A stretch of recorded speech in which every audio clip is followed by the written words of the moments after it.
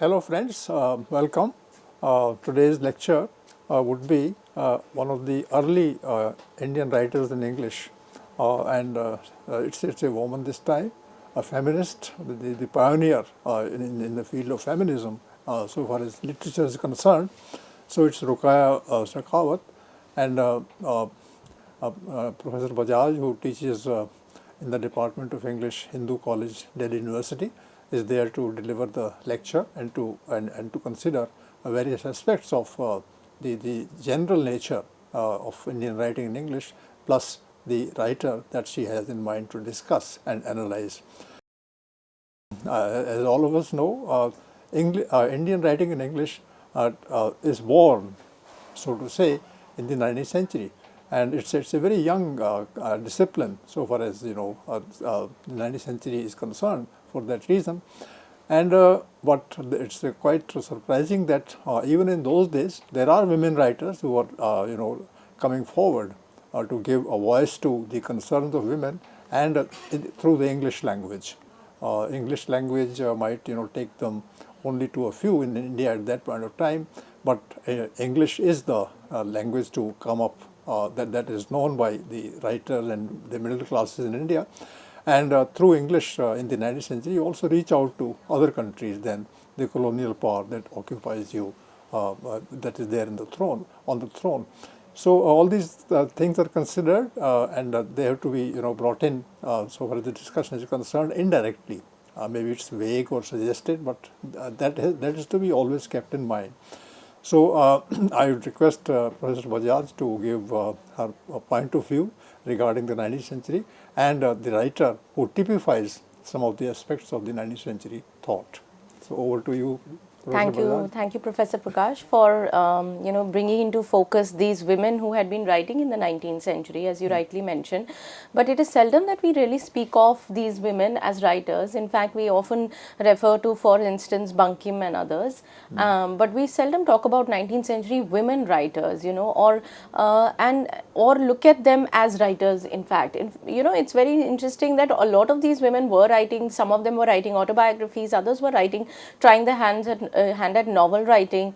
They were writing feminist essays as well, and also writing novel in trying to write in English stories, etc. So I think a new canon needs to be built separately for this as well, just to highlight how 19th century thought in India also was shaped by women writers. And just to talk about some of the writers, there is for instance, you have Rashundari Devi, who wrote My Life, which is Amar Jeevan, and this is a first autobiography by an Indian woman who documented her journey to secretly learning to read and write, sort of a thing. So she is writing her story, and it's titled My Life. Then there is Tarabai Shinde, who wrote about... Why secretly? Because she was not allowed to, right? Oh. They were not allowed to read and write. In fact, this is also true for Ruqayya Begum, and Ruqayya's father was a very strict traditionalist person, and he did not want Ruqayya to read Bengali or English for that matter, but she was lucky because she had brothers who helped her to learn, so it was this kind of encouragement that came from menfolk in the family who gave access to women to read and write in that sense. So again, Rashundari Devi in fact learns to read the religious scriptures. She has the desire to read the religious scriptures, and often took help from these little boys who went around and would help her decipher a letter and an alphabet. So, these are the kind of women we are meeting in the 19th century. Then there is Tarabai Shinde in the 19th century, who's again referring to Stri Purush Tulna and writing a comparative work between men and women that came out in 1882. So, it's the first modern sort of feminist text and offers a critique of patriarchy and caste at the same time. Then we have Pandita Ramabai.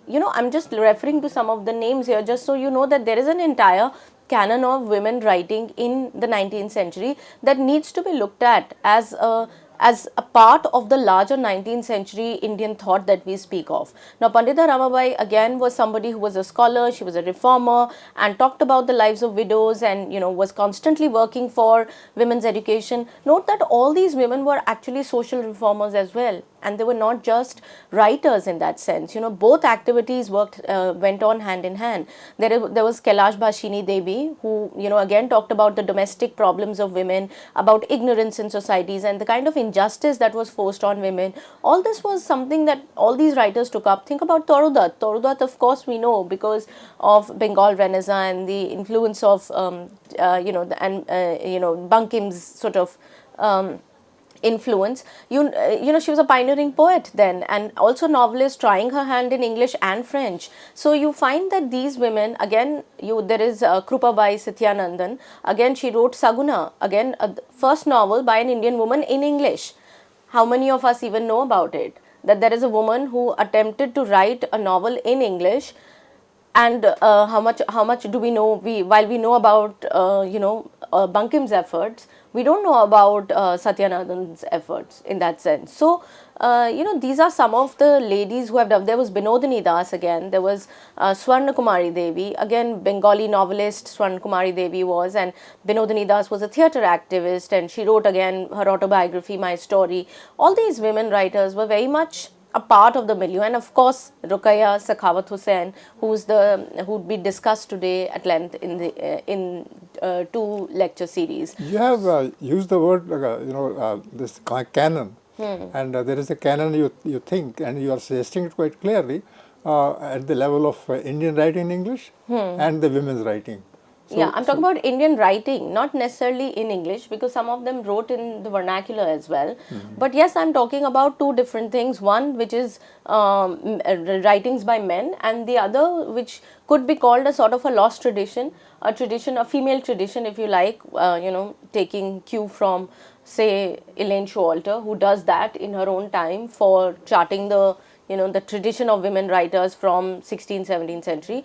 But I think the task now among feminists in Indian feminism is that to bring to light all these women who have been overshadowed by male writers and who have not made it. And there are many more writers, in fact. I've only named a few, and that they have been overshadowed by male writers, and that they haven't received their due. It is only now that we are talking about it. In fact, Eunice D'Souza, in her essay, which was titled Recovering a Tradition, Forgotten Women's Voices.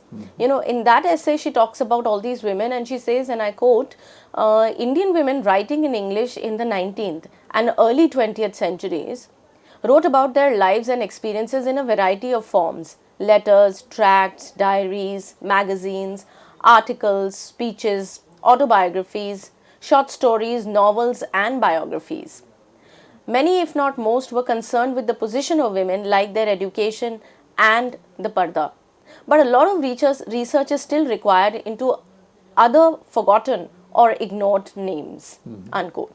So you can see that Eunice D'Souza is already talking about a forgotten tradition, or a forgotten women's voices, and she's trying to retrieve them, and she says recovering a tradition in her essay. So in a way, through her essay, she is trying to recover all these women who have written in various magazines of the time, written autobiographies, stories and novels, and yet they have been neglected and ignored for over a century, and it is now by contemporary criticism.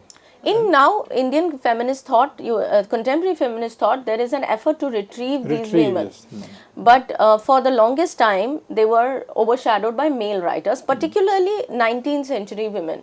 I mean, 20th century still gave the floor to women. We can think of several writers there, but Sarojini Naidu is there. You also have Mahadevi Verma and others. But 19th century, they were still working within the conventional space, and they were pretty much married women who were part of the domestic circle, and they were still trying to find space to read and write. So I think today's focus is because of that. I thought that it is important to understand that we are looking at an interesting new dimension of 19th century, which is to do with how women shaped it and how men helped, supported women's movement in the 19th century, and that gave rise to and how, of course, Western education and other things came together to give that kind of exposure to women, who then started to dream about an alternate life where they could be on par with men, and they didn't have to go through all these practices, social ills that were practiced in India. So I think this is something, the position of women in Indian society, I think at the time is something that we need to look at, and this is what I'd like to talk about also. So talking about the modern, you see, this is also the 19th century, is also the period of modernity, or the onset of modernity, in the sense that you very soon, and this is the period when we have Bengal Renaissance. You've worked on, in fact, this area. In fact, you've also published on this particular area of 19th century thought in India and how it developed. Would you like to comment on the evolution of modernity, if you like, in India, and how it came into being? I agree with you. Modernity breaks a different kind of ground in the 19th century because of the changes that occurred in society as well as the political changes, and that perhaps stress the idea of the ideology, the politics of the time.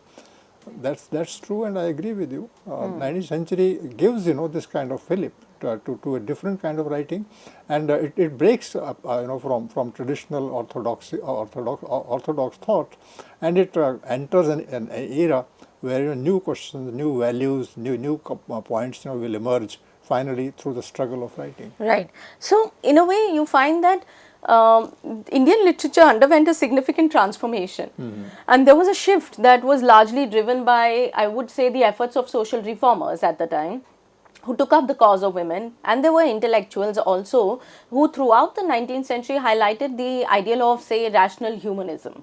And that's the new coinage, that rationality and humanism, and how these two need to combine. How do you combine rationality with humanism according to you? How would you define rational humanism? Well, humanism that is to expand in scope in order to appeal to the people, to their minds. And so finally, when their mind changes, then humanism strikes very deep roots in the society of the time. Right. You see, there is humanism, there is a human-centric approach that you have even within religion and even within conservative societies. The question you are raising is really important. Because if you don't bring in humanism, then rationality goes into the kind of enlightenment. Right. So individuals, just write and they think that they have given a new idea regarding society. But when it is humanistic, then you start appealing to the common masses.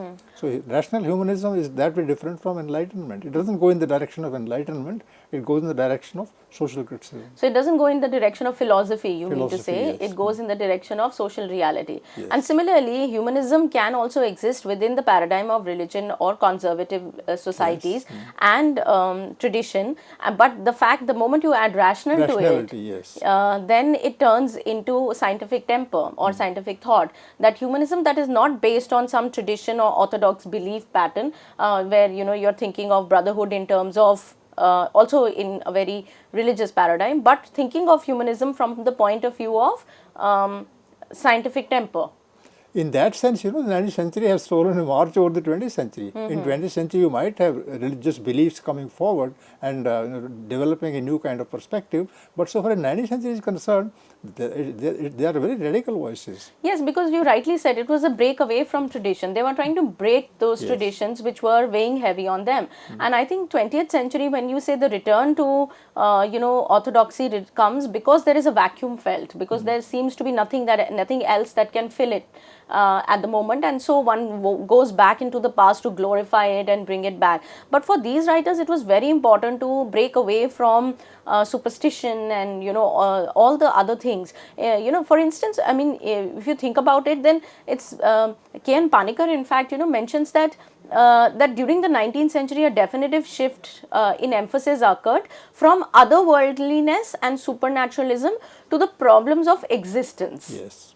So that is what I'm saying. This is the shift is from taking away your emphasis from other supernatural world, or whether it is of the miraculous world or etc., and bringing it to the world of social problems and existence. And this is something that I feel that there were various social ills and ravenous practices like casteism, sati, parda, child marriage, polygamy. All these existed in throughout the 18th century, and 19th century wanted to break that kind of tradition, or sever its ties from that kind of life which practiced things like sati. where the woman is asked to, join the husband in death and enter the funeral pyre and burn herself to death. This is like a violent act, and sometimes, turned into a kind of a religious act of purity, almost like a yagya, where the woman would enter and would then become a part of the, would jump to her death basically and join the husband. So in a way, child marriage, there was so much. There was so many the social reformers just trying to push for the age of child marriage from 10 to 12 years, and there was so much hue and cry about it in the 1800s, 1810 and 1820s. Similarly, when sati was about when abolished. This is horrifying. This is horrifying that they're not even saying that remove child marriage. They're saying just increase the age from 10 to 12, and even for that there was so much backlash, and this practice was there during the Mughal era, and nothing was done about it. Even the British didn't mince, and didn't want to enter the religious, social life of the country and let them practice whatever. So I think we really need to understand that the social reform movement, particularly the contributions of Raja Ram Mohan Roy, who lived through 1772 to 1833, he strove tirelessly for the abolition of sati, for instance, and that took place in 1820, and that was, I think, the watershed moment when women came into the center. Much of social reform movement was focused on women, whether it was women's education or or questions of child marriage, widow remarriage, etc. And a new wave of social awakening sort of took over the entire 19th century intellectual thought, and prompting people then to critique traditional norms and practices of their society. And I think that is this break that also leads to women also thinking in a new way about their own selves. It's very interesting. Not probably, I don't know if you know about this, but Ram Mohan Roy wrote a tract which was titled Brief Remarks Regarding Modern Encroachments on the Ancient Rights of Females. Unquote. This is 1822. This is the essay. It's almost like a pamphlet that he published, where he is talking about modern encroachments by men on the ancient rights of females. That he suggested here. He explained that how women had better stature earlier in during the Rig Veda and during those periods, and it is only over a period of time that women have been relegated to the margin. And initially they read also, they studied, and they were a part of governance and politics as well. He also suggests, interestingly, he uses various sources to from writers of ancient law to support the argument that women always had ancient right to property. What is this ancient right of females he's talking about here? The ancient right to hold property in the father's land. And he uses this argument. For instance, he quotes from the doctrine of Yajnavalkya, who was a prominent sage mentioned in the Upanishads. And he says that within it is mentioned, quote, after the death of a father, let a mother also inherit an equal share with her sons in the division of the property left by their father, unquote. So he's constantly using these ancient sources to suggest that women, particularly mothers, had equal share in the property as much as of the husband, for instance, and as the sons did, because they wanted them to be independent. And this is something that Ram Mohan Roy continued to do, speaking about women's education and also speaking about their right to property, which would also enable them to be economically independent. So I think an entire movement is shaped because of this. Well, anyway, this economic aspect of life, this also enters the philosophical thought, the religious thought, and literary thought. Right. And people, start engaging with issues from the angle of economic exploitation. Right. Suppression. So, in a way, I think all these women writers that I've mentioned in the beginning, they would have gained inspiration from all these men around them who worked towards the upliftment of women or the emancipation of women.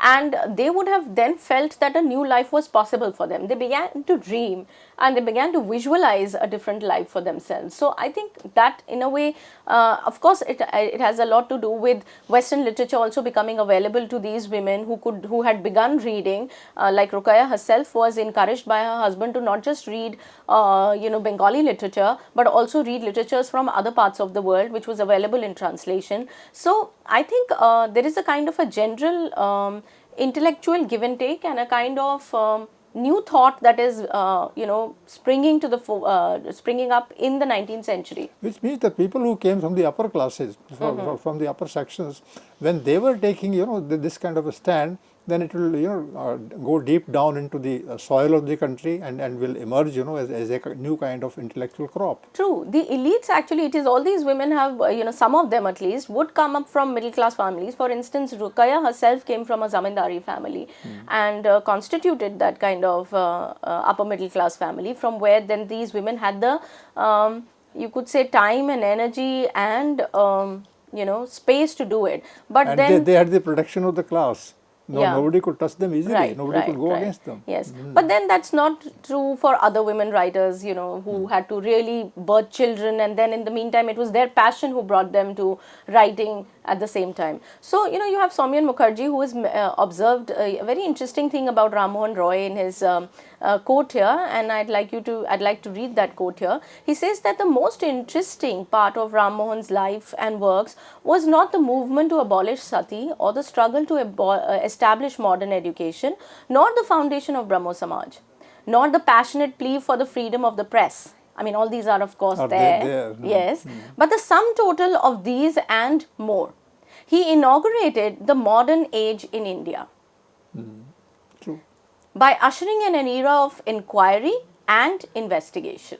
So I think this idea, what he planted, of course he did all these things, freedom of the press, modern education, sati, Brahmo Samaj, all these things are of course things that we are proud of and we speak of when we speak of Ram Mohan Roy. But then what is very important is that this is an age, he's ushering in an age of inquiry and investigation, which means a modern age in India is coming to the fore in the 19th century, and which is why in the beginning I said, what is this modern outlook? What is modernity in the 19th century? That this modernity is, of course, there was skepticism that was also doing the rounds, but there was a kind of humanism also at the center of all of this that enabled these writers to sympathize, for instance, with the suffering segments of society, with women, and taking their cause further. Otherwise they could have also just enjoyed the rights and privileges that other men had. So it is, I think, a very important century in terms of the enlightenment that came from Europe, but also at the same time a sense of humanism that is very Indian in its roots. So I think that is something that I found very interesting in this quote, and I thought, when we are speaking of, then we are speaking of a moral revolution sort of a thing, a moral revolution in Indian history that came up at the time. And this is what Mukherjee's quote also, I think, signifies. So friends, in this part of the discussion, Professor Bajaj has talked about the overall background against which, the Indian writing in English struck its roots and became important, and of course the examples that really come to mind in the 19th century as sum total of this kind of approach is Tagore himself, whose half life was spent in the 19th century, and he took up so many causes, social causes, ideological causes, political causes, and literary and other causes. So 19th century is not as ancient as some of us thought till the other day, and now of course we have to join our concerns of today with the 19th century in different forms, and see how we can learn quite a bit from the 19th century English writing as well. So all these things will be reflected in the next part of the discussion when Professor Bajaj will take up the texts of writers such as Ruqayya Sakhawat. Thank you.